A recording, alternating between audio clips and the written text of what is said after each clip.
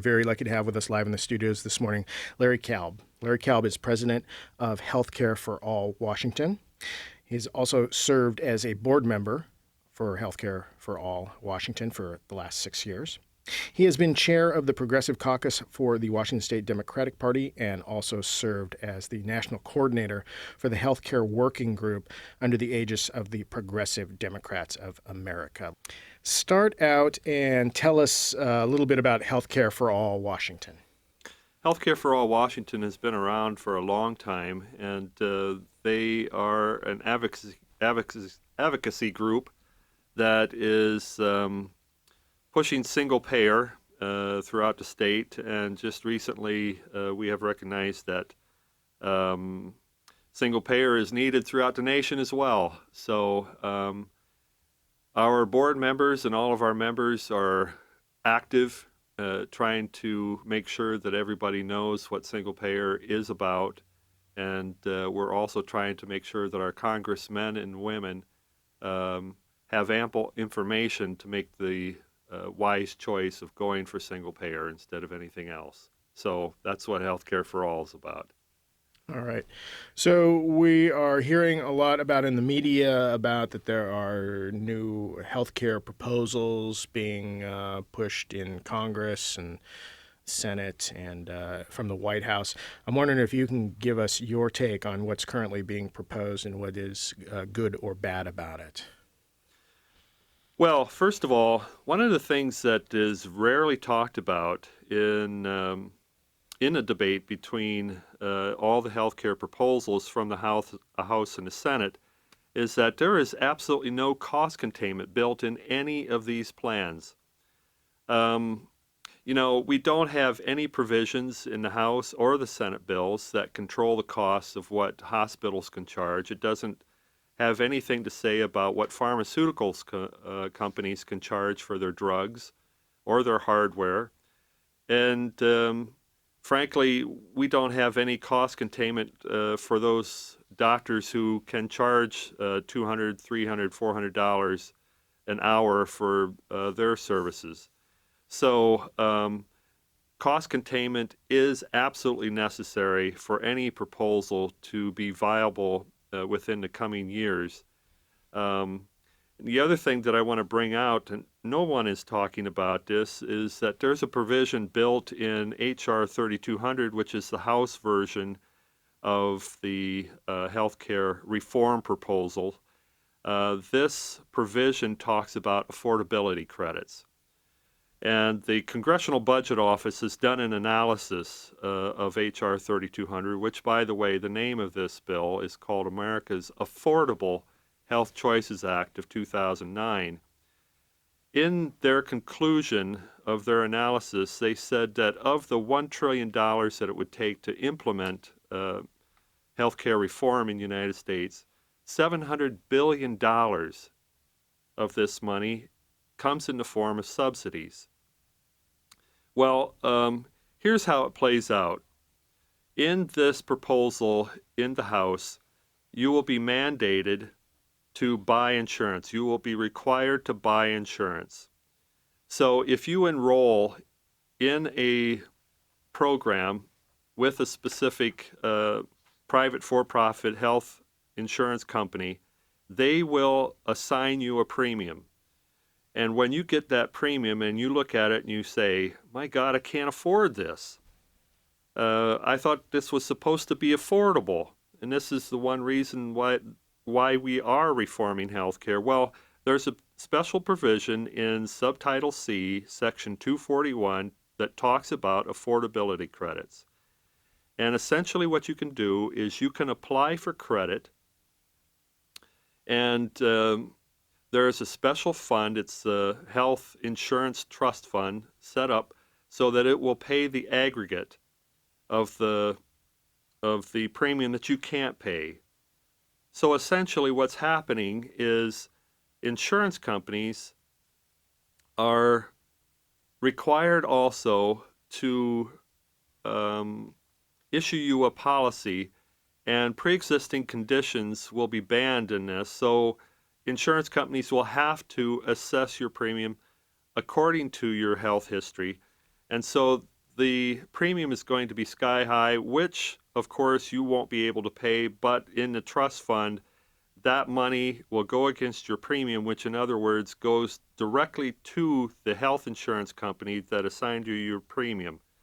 So, frankly, what's going on is a subsidy is taxpayer money which goes into the coffers of the private for profit insurance companies, who will then contribute more campaign cash to the politician who's running for a seat in Congress so that they can solidify their power grab. That's what it's all about. It's not about health care reform, it is about maintaining their power and maybe even getting more because of this. So, and the other thing you have to think, well, what is this going to look like? Well, if you don't have that available cash that you want to repair your car with, or repair your house, or maybe put some aside for education for your kids or for yourself, you won't be able to buy those products and services that are offered within your city or your county so that they generate sales tax revenue for the state. And frankly, Governor Gregoire has already come out and said on September 15th or 17th, just a few weeks ago, that the state is $200 million over budget, which they already cut earlier this year. So, frankly, that money, the more money that you're going to spend on health care, because there is no cost containment, you will see a reduction in public transportation services. You're going to see a reduction in money going to elementary and secondary education, which means that tuition is going to go up even more.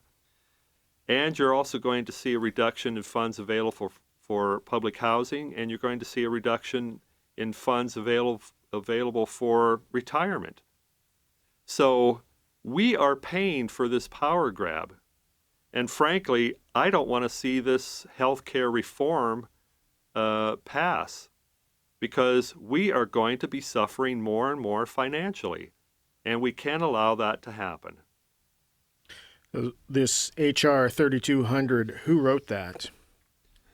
Well, it just came out recently that an insurance company called WellPoint has written a good deal of it. And there may be other lobbyists from other insurance companies involved, and frankly, I don't know where they come from. But when you read, and I have a copy of H.R. 3200 right in front of me, the first 240 pages of it. I have read it. I've got notes. I've got the stickies on here to remind me of what's going on in this bill. I'm one of the few in the country, I think, that has sat down to read this thing. But when you read it, you go, no congressman is taking my best interest at heart here. Obviously, it is to maintain some type of stimulus package for the insurance companies. It's very obvious when you read it. So even though it's 1,000 some odd pages long, it's double spaced and it doesn't take all that much time to read. So you don't sound like you're won over by any of the current proposals out there coming from Washington, D.C.? That's a very good question, and I'm not in favor of any of the proposals that are being bantered about in Washington, D.C. As a matter of fact, very few people know that healthcare reform will actually start in 2013, 3.5 years from now.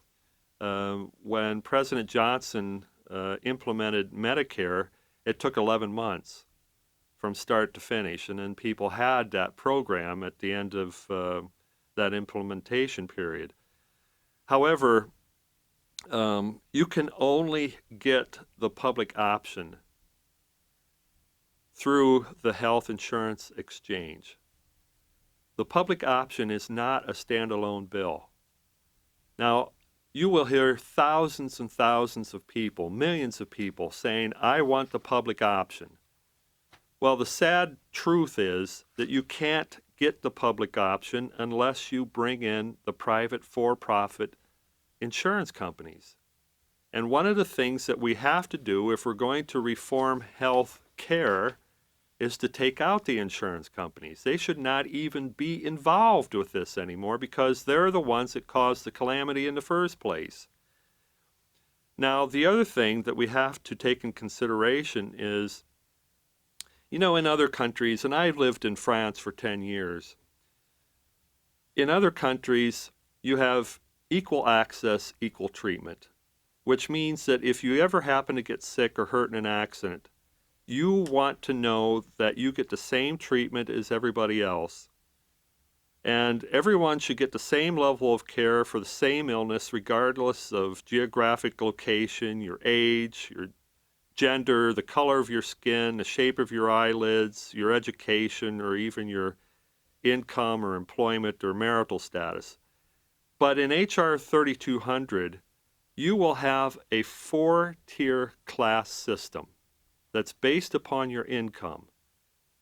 Now, I don't know if you saw the program the other night by Keith Oberman, but he did talk about this. There are 4 levels of benefits in H.R. 3200. First, you have the 4th class basic plan, which covers up to 70% of the actuarial value of the full benefit package.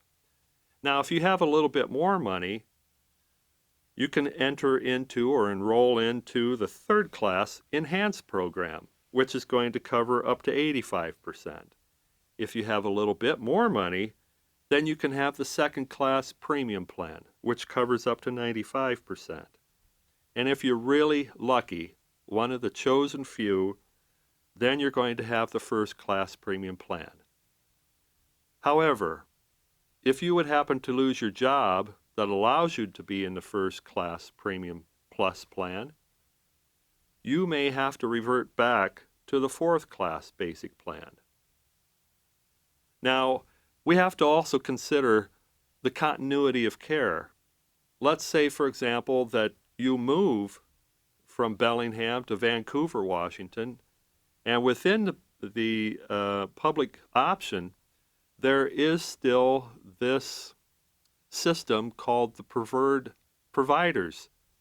And if you don't have the doctor that you had in Bellingham because you moved down to Vancouver, you're going to have a different set of diagnosis, different treatments. You won't even have the same doctor. So that's too bad. But anyway, that's something that's built into H.R. 3200, and people need to keep that in mind. So when they're considering this public option, that there's a 4-tier program based upon what you earn, and, it's not equal access, equal treatment for the same illness, same accident. So do you believe the options that they're putting out to us, they're all basically bogus, should be rejected and start anew? I would love to see them start over with this whole package. I think that there should be one public option bill, leave the insurance companies out of it, and let's go with that. Now, there are a couple bills sitting in Congress already. One is called H.R. 676, which is a single-payer proposal in the House. And in the Senate, Senator Bernie Sanders from Vermont has Senate Bill 703. They're both single-payer systems.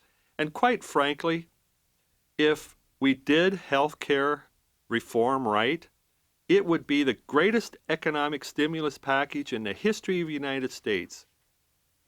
Short of that, we're going to maintain a status quo. And by that, we'll see more than 45,000 people dying a year. We'll probably see 70,000 people dying shortly here because they can't afford to pay for care. And that's a sad tragedy here in the United States. So, yes, I would love to see Congress start over, and I don't want people going down the sidewalk shouting public option, public option, public option, because they're going to be shortchanging themselves. So they really need to sit down and get the correct information, because they're not. So, do you believe that HR 676 and SB 703 are those both good, solid plans since they're Yes. single payer? Yes, they are. They're very solid, and like I said, it would be the greatest economic stimulus package in the history of the United States, but the first step to get there is to get the health insurance companies out of it, because they add absolutely no value to care in the least. The second step would be to create a global budget that would contain costs. And frankly, we already have single payer systems working in the United States. We have a single payer fire station. We have a single payer police force. We have a single payer library, public system. We have single payer highway system. When you get on the interstate, everybody's paid their taxes. Everybody uses it. It's the same for the fire station. We have a global budget in the fire state, in every little city, every big city in Washington state. So you pay your taxes. A portion of that tax money goes to the fire station to pay for the salaries of the captain and the firemen. Those are operating costs. You also pay taxes to maintain a good building to house the fire engines. So if the fire engine becomes obsolete, you need a bigger fire truck, a bigger ladder, you have the tax dollars to buy that truck. And you also have the tax dollars to buy it, to build a new station. So we already have the global budget working for us. We just don't recognize them as single payer budgets. And then thirdly, the financing system for healthcare should be dedicated exclusively to paying for care for the entire nation or the state, so that it brings down administrative costs to 2 to 3%. Now, this financing system that I am putting out there should never, ever compete with other governmental priorities, such as education, that I alluded to earlier, and it should not compete against public transit, it should not compete against public housing, it should not compete against retirement.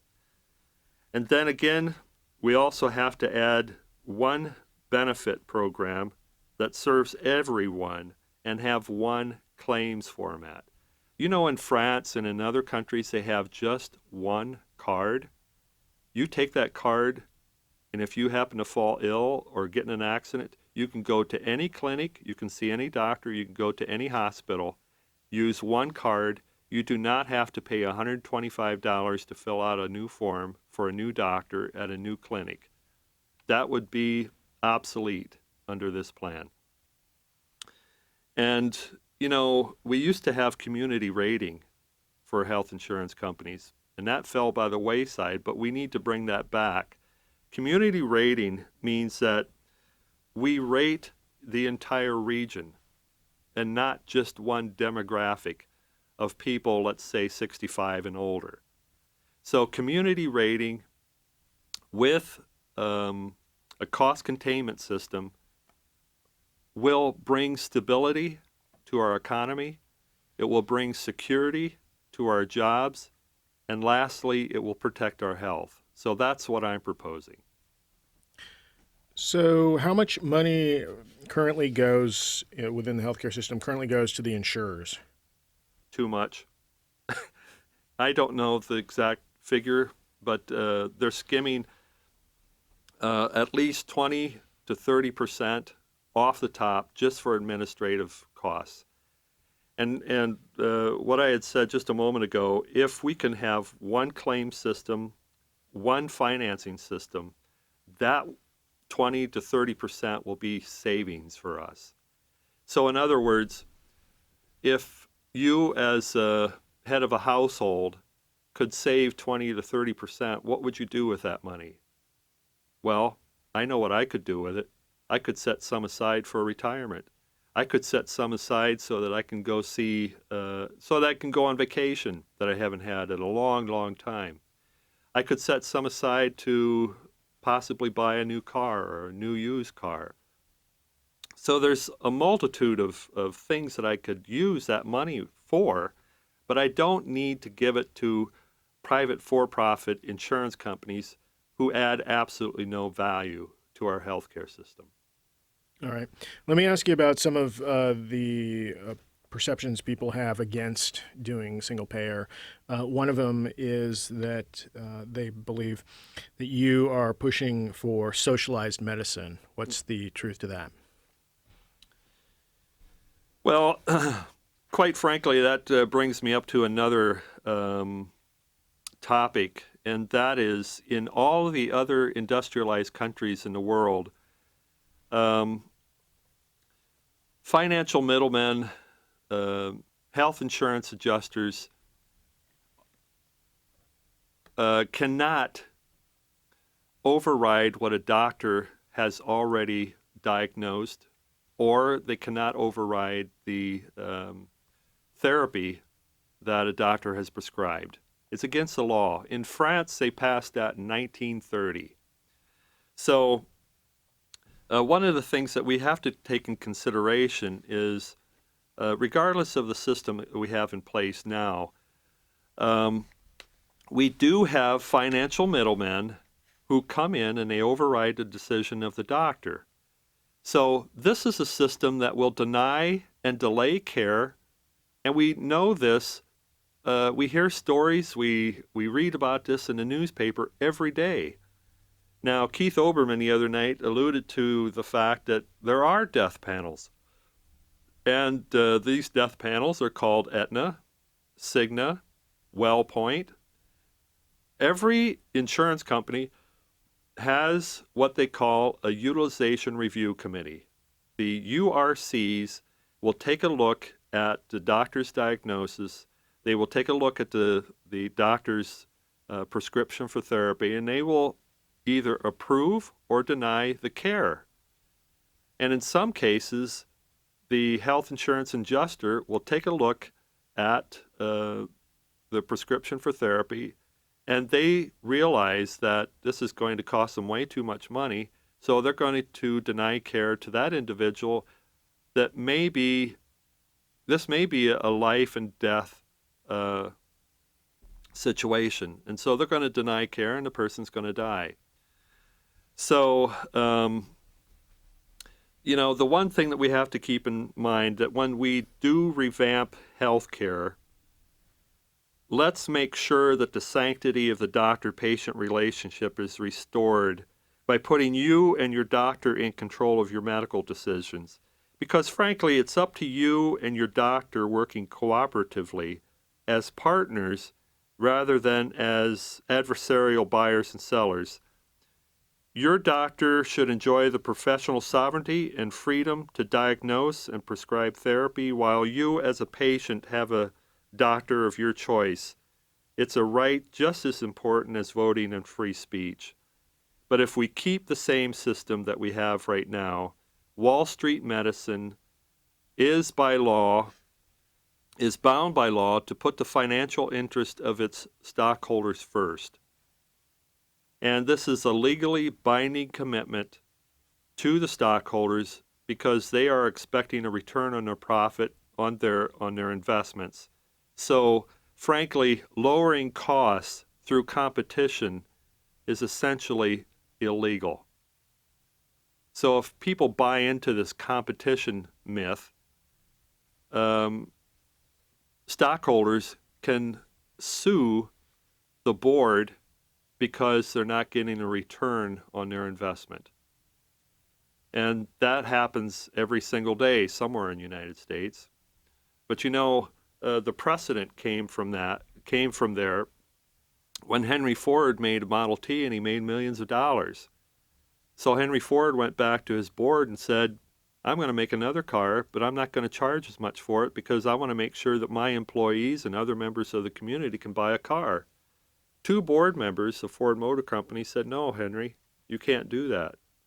You have to make sure that the money that we had given you as an investment, we make a profit. And Henry says, we've made a lot of money. Don't worry about it. So the court decision came down and said, Henry, your board members are right. You have to return a profit on their investment. And those 2 board members, by the way, their names ended with Dodge. And so Henry Ford had to give in. But, this is worked through the entire corporate system. And so um, we really have to put to rest this one ethical conflict of interest in our healthcare system, and that is medicine is a calling. It's not a business. And so we need to get campaign contributions from Wall Street medicine out of the equation and make sure that when our congressmen and women are elected to office that they're going to represent us and not the for-profit Wall Street medicine.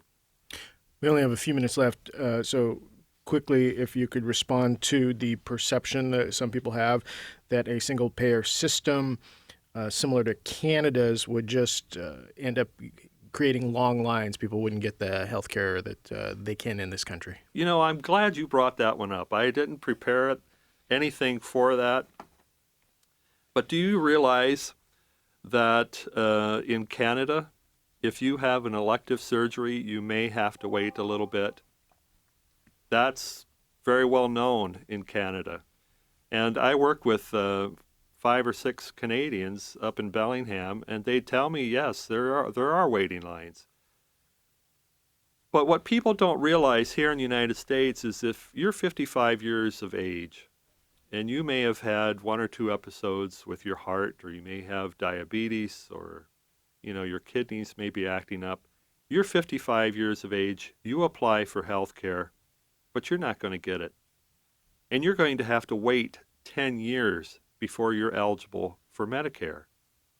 So what's the difference of waiting 2 or 3 months for surgery and waiting 10 years to be covered for insurance? It's a life and death situation. So do you believe we're at a point now where we can influence what's the debate that's going, I don't even know if it's a debate, the discussion that's going on in D.C. about healthcare and swing public sentiment towards H.R. 676 and SB 703? Yes, we do have a choice, and we have to make sure that our voice is heard. And we need to get out and call our congresspeople. We need to call Congressman Rick Larson. We need to call Jay Inslee.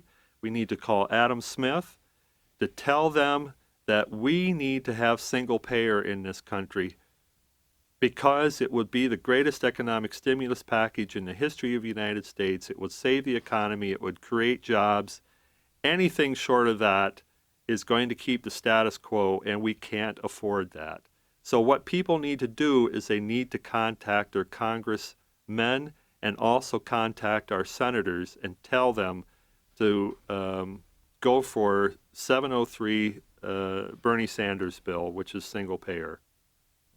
And then finally, again, quickly, so does the solution really need to be instituted at the federal level? Because we also have here in Washington State, a certain amount of health care comes from the state. Right.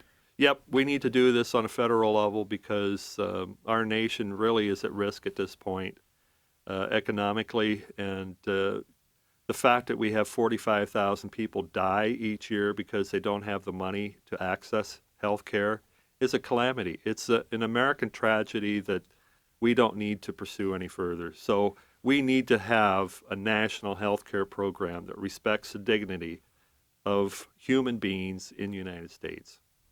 We are talking with Larry Kalb. He is president of Healthcare for All Washington, and you're going to be speaking this week in Seattle, this coming Wednesday, October 14th at 7 p.m. at Woodland Park United Methodist Church on Greenwood Avenue North and North 78th Street. And again, that starts at, doors open at 6:30, event starts at 7 p.m., so this coming Wednesday. How can people find out more about Healthcare for All Washington? Well, they can go to our website, healthcareforwa.org, and they can read the latest updates from all of the newspapers and journals across the United States, and they can get all kinds of information from our website. So Healthcare for All Washington, and if you would like to join us or contribute some money, we would like that too. All right, and they can do that via your website? Yes, they can. All right. Well, with that, we're unfortunately out of time. I want to thank you very much for coming in and spending time with us this morning. And thanks again, Mike, for having invited me.